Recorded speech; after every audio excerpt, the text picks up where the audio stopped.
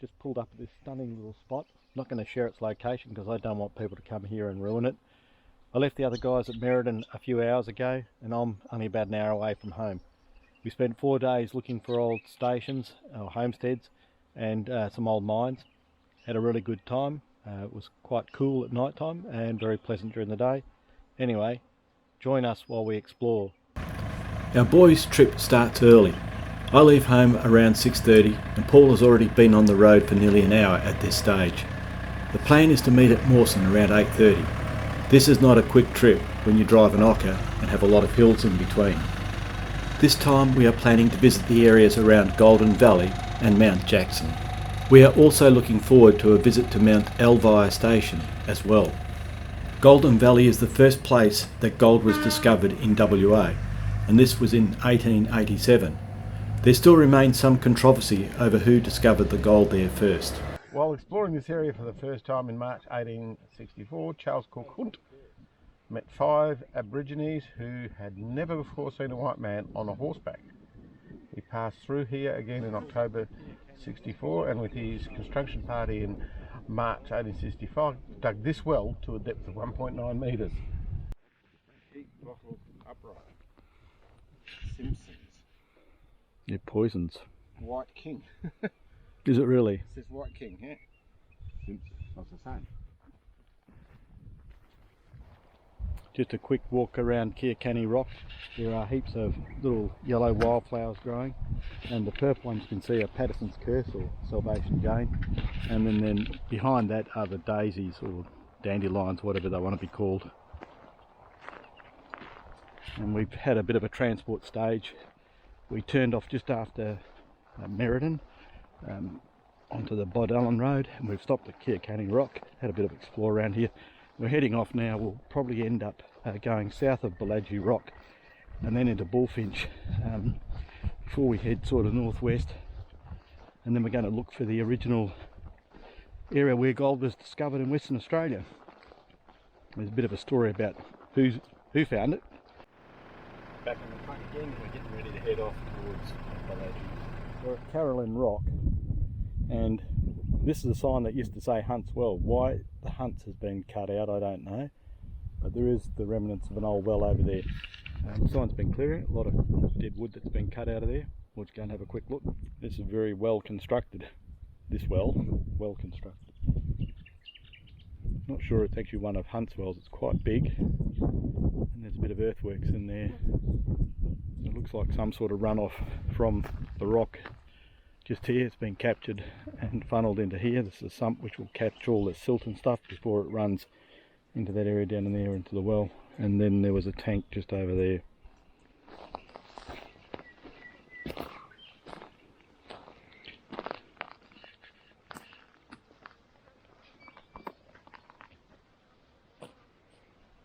I'm not convinced this is Hunt's Well. These are Hunt's Wells. They're too big and too well constructed.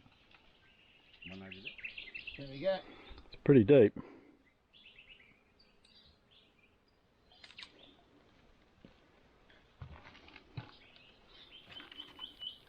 You can't even reach where it was. No. It'd be 3.5 metres, 3 metres. 3.5, yeah. We are pulling into the Bullfinch swimming pool area. Gold was first discovered in Bullfinch in 1909 and the town was connected by rail in 1911, which was near here.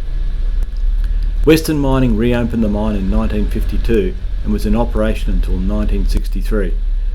After that time, the pool fell into disrepair and the school finally closed in 1984.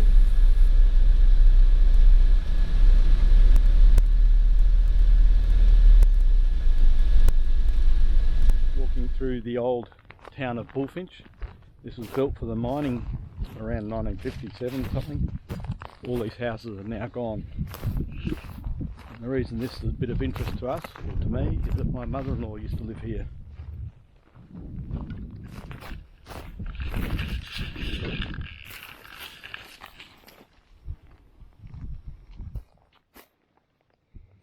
Some pig face and some prickly pear.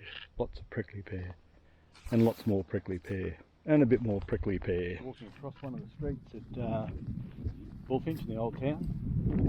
They were actually crescent shaped. They've all got names. Don't know what they are though. This area was quite big, or for a lot of people anyway. There's toilets, men's urinal, big septic tank where the guys are over there, and more toilets over there with leach drains, and a relatively large concrete pad. Here's the next street, Crescent, another large set of concrete pads. I wonder if this was a school or something. Could have been. Another one of these concrete pads, looks very much the same as the one previously, with concrete pads at the back.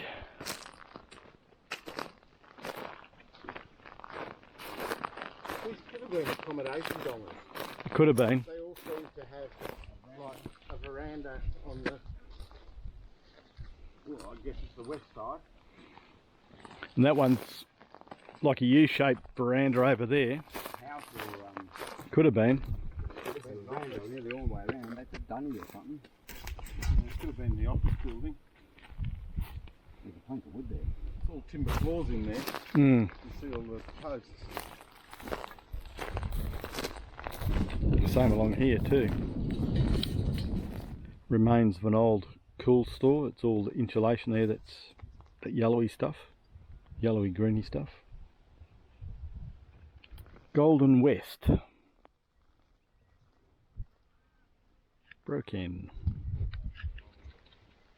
Netting has been in the tree for a while. Yeah. It's all grown through. Tree must have been here for a while then. There was a piece of wire coming up through there too. Probably chicken food. Chook yard or something, yeah. The drone reveals the U-shaped concrete pad and the large pads that we have been exploring, and it reveals the roads curving around where the old houses once stood. Now the outline of the old swimming pool is clearly visible. As we fly past the pool, we cross the site of the old school. We are now heading towards Golden Valley. Gold was discovered here in 1887.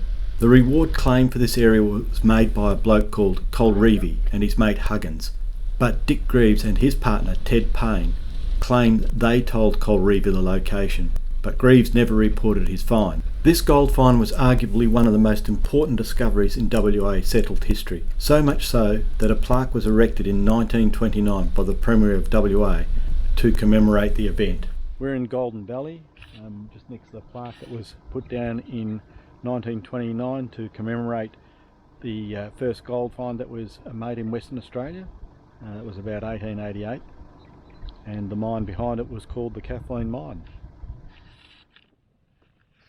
Taking a bit of a hike up the hill behind the Kathleen Mine. There's a pile of mullock here. I just want to see what it is. Spotted it from the drone, and I think there's a couple of holes up that way a little bit further too.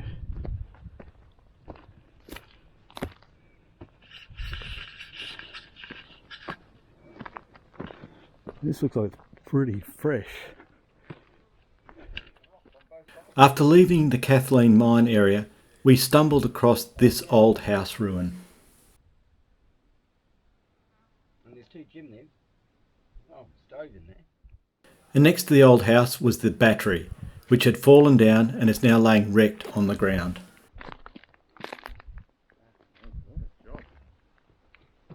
Building it and working on it. Yeah, I just don't know how they would have carried this big lump of metal up. That, whatever was turning that, must have had a belt on that pulley thing there that came over this wooden wheel. Building this wheel, you know, it's pretty impressive.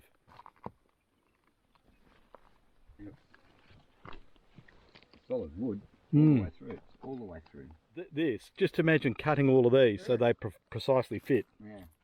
Then they put steel on the outside. A short walk from the old battery, we found a small pile of rubbish that appeared to be from the time of the battery's operation. Hidden behind the only tree in the area, we were surprised to find this.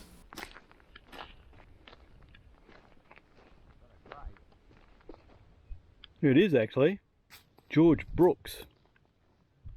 That's a lonely grave then, isn't it? 15th of the 3rd, about 1833.